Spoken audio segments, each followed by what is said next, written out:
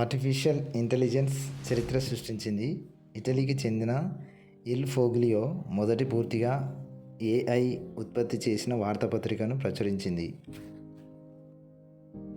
ఇటలీకి చెందిన సంప్రదాయవాద ఉదారవాద దినపత్రిక ఇల్ ఫోగ్లియో జర్నలిజంపై కృత్రిమ మేధస్సు ప్రభావాన్ని హైలైట్ చేయడానికి ఏఐ జనరేటెడ్ ఎడిషన్తో నెల రోజుల ప్రయోగాన్ని ప్రారంభించింది.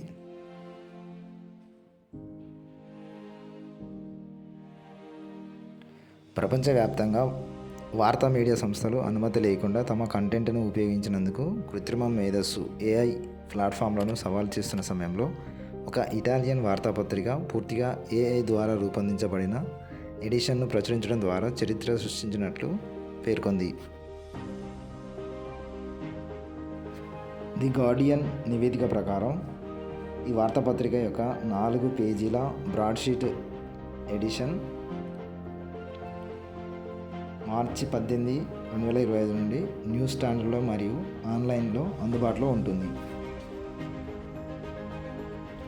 ఇల్ ఫోగ్లియో రాజకీయాల్లో సాంప్రదాయవాద దృక్పథాన్ని మరియు ఆర్థిక శాస్త్రంలో ఉదారవాద దృక్పథాన్ని ప్రచారం చేస్తాడని ప్రసిద్ధి చెందాడు. ఈ ఇల్ ఫోగ్లియో వార్తాపత్రిక ఎడిటర్ క్లాడియో సెరాసా. మొదటి ఎడిషన్ యొక్క లక్షణాలు. మొదటి ఎడిషన్లో అమెరికా అధ్యక్షుడు డొనాల్డ్ ట్రంప్, రష్యా అధ్యక్షుడు వ్లాదిమిర్ పుతిన్ మరియు ఇటలీ ఆర్థిక వ్యవస్థ వంటి అంశాలపై కథనాలు ఉన్నాయి.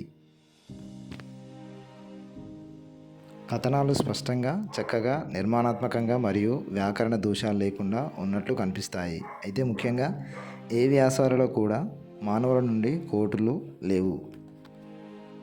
2వ పేజీలో పరిస్థితులు మరియు యువ యూరోపియన్లు స్థిరమైన సంబంధాలను ఎలా తప్పించుకుంటున్నారనే దాని గురించి ఒక కథ ఉంది.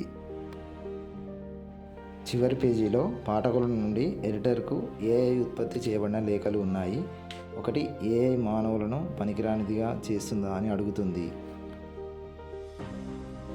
ఇల్ ఫోగ్లియో అనేది ఒక ఇటాలియన్ వార్తాపత్రిక.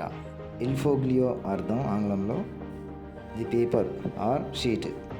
దీనిని 1996లో ఇటలీ యూరోపియన్ యూనియన్ కౌన్సిల్ అధ్యక్ష పదవిని చేపట్టిన అదే సంవత్సరంలో ఇటాలియన్ జర్నలిస్టు, టెలివిజన్ హోస్టు మరియు రాజకీయవేత్త గియూలియానో ఫెరారా స్థాపించారు.